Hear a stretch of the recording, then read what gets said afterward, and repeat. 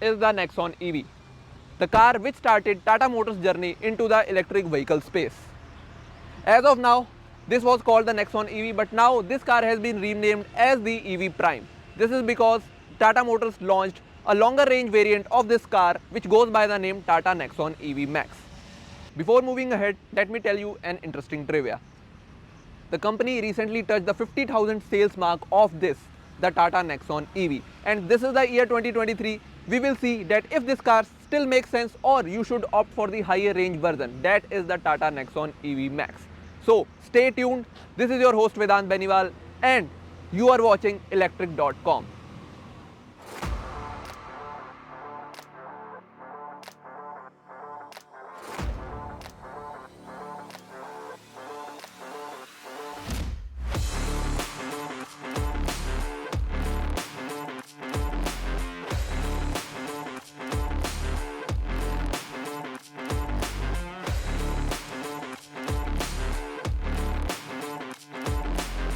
Before hitting the highlights, I will give you a brief walk around of this Tata Nexon EV Prime. The design is quite similar. We have been seeing this design since 2019 or early 2020. It looks exactly the same as the Nexon, regular Nexon, which is the ICE-powered petrol and diesel version. But I will tell you the few differences. This humanity line, finished in blue, that EV badging, blue surrounds around the fog lamp, and the blue accents in this tri-arrow pattern. Now talking about the throw of these headlights, these are projector halogen units and the throw is average at best, and it also gets cornering fog lamps. Now as you move towards the side, we have the diamond cut 16-inch alloy wheels which come short with 215 section tires. Again towards the side we have this EV badging, these blue surrounds, accents running below the window line. Towards the back, again it looks similar to the regular Nexon minus these blue highlight, EV badging and the Ziptron badging. The Ziptron is basically a technology which is used by Tata Motors for its battery pack and motor. And I will also show you the boot of this vehicle. So this gets around 250 liters of boot space and it is good enough for a subcompact SUV. And the camera, don't forget the camera. The camera is very well integrated within the car, within this rear panel, and it looks quite neat. Rest, I will show you the fuel lid. Sorry, not the fuel lid. This is an electric car, so we get a charging socket right here. Two charging socket. Both comes into use when we are using the DC charging. For the AC charging, we only use the upper unit. So that's it about the walk around of the Tata Nexon EV. Now I will get inside and drive this car. Now talking about the interiors of the Tata Nexon EV Prime. Up front, we get the steering wheel which is quite similar to what we get on the Nexon, Tigor, and even the Tiago gets the same unit. This gets a rake adjustment like this. And if we talk about the semi-digital instrument cluster, it looks quite neat and the information is quite different from what we get in the regular Nexon. We get power, eco and regen indicators, and we also get the drive modes, like it shows the drive modes whenever we change it right here. And a host of other information like the real-time power consumption and odometers, trip meters, and everything is well integrated into this unit. Also, we also get the cruise control in this car, but it was added at a later stage. So cruise control have to be selected from this MID by using these two buttons. This means we don't get any physical buttons to enable the cruise control, which is again a missing touch.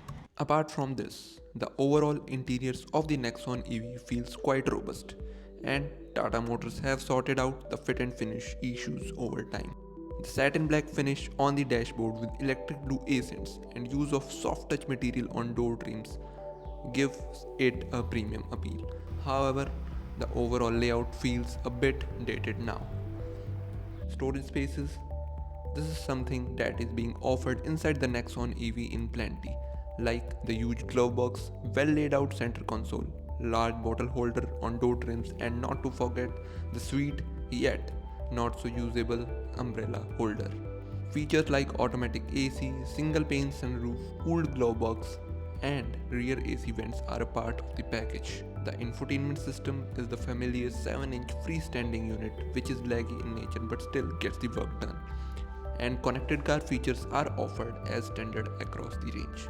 The seats are nice and comfy, good enough to give a run for the money to the cars a segment above. Overall, the Tata Nexon EV Prime's interiors are a nice place to be in.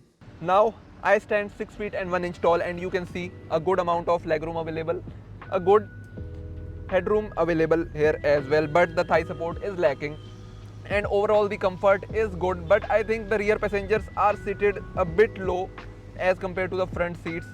So you can feel this problem, but we have light colored interiors and a good window line, so a good amount of light comes inside the cabin and you don't feel claustrophobic.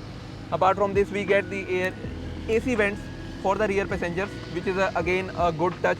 However, we don't have any charging sockets for the rear passengers. Apart from this, we also get the center armrest with 2 cup holders, which is again a neat touch, and the headrests are adjustable as well. Now we are driving the Tata Nexon EV Prime. To begin with, I will talk about its specifications. So the battery pack of this car is rated at 30.2 kilowatt hour, delivering a power output of 129 bhp and 245 Nm of peak torque. The claimed range of this Tata Nexon EV Prime stands at 312 kilometers, but in real world you will get around 200 to 220 kilometers, and that will be totally dependent on your driving style. So if you push this car very hard and fast and in the sports mode all the time with the AC running, the range will even dip below the 200 mark very easily. So that was about the range. Now the power of this car, the power is very well calibrated, and in the sports mode this car can do the 0 to 100 run in around 10 seconds. So that's pretty fast for an SUV of this size and this class. Now I will talk about its power difference in the drive and sports mode. So in the drive mode, the car pulls adequately well, very well calibrated. As I said earlier, for the city limits the power is very good in the drive mode. But if you want to make fast overtake, you have to put the car in sports mode, and this is the point where the beast inside this car comes out, and the car then pulls like crazy, and the acceleration is very brisk in the sports mode. In the drive mode you will feel the heavy weight of this car, and for city limits it's fine, but if you are going on good roads and doing 80 to 90, the car takes a very good amount of time to get to the cruising speeds. Now the suspension is again very well calibrated. However, it may feel stiff as compared to the regular petrol power and diesel powered Nexon, but it gets the work done, because as soon as you build up the pace, the ride automatically flattens out and becomes very smooth. Now the steering wheel is on a harder side, and at higher speed it weighs up very well, and this is very good as it will help you to give a good amount of confidence on higher speed.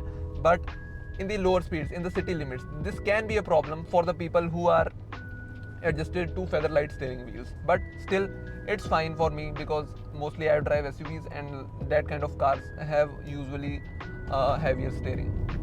The brakes of this car are again very good in terms of the stopping power, but the pedal really lacks the feel of the, like if you're driving this car from very beginning, so you will take a few kilometers to get used to this braking feel, because this also gets the regen, and that regen also interferes with the braking to some extent.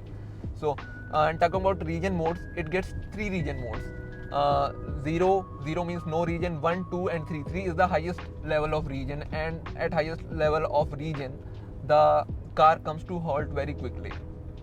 So this was a quick impression, not a quick impression, but we have been driving this car for about a week, so this was all the conclusion of the driving part. Now for the overall conclusion of this video, stay tuned and I will let you know whether this car is worth buying or not.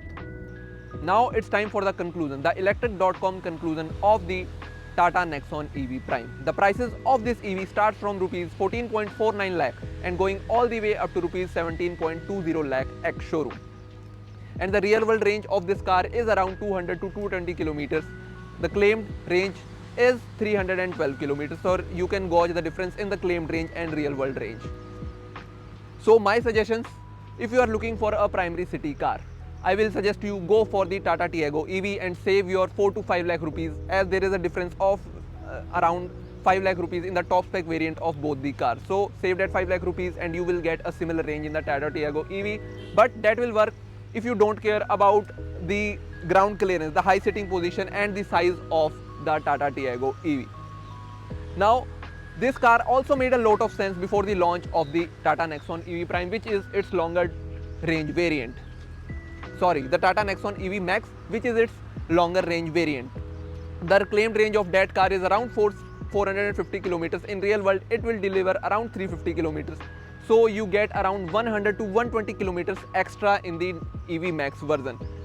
But the prices of the Tata Nexon EV starts from rupees 16.50 lakh ex-showroom. That is for the base XM variant that is adequately loaded with features. But if you can compromise on the features, go for the Tata Nexon EV Max.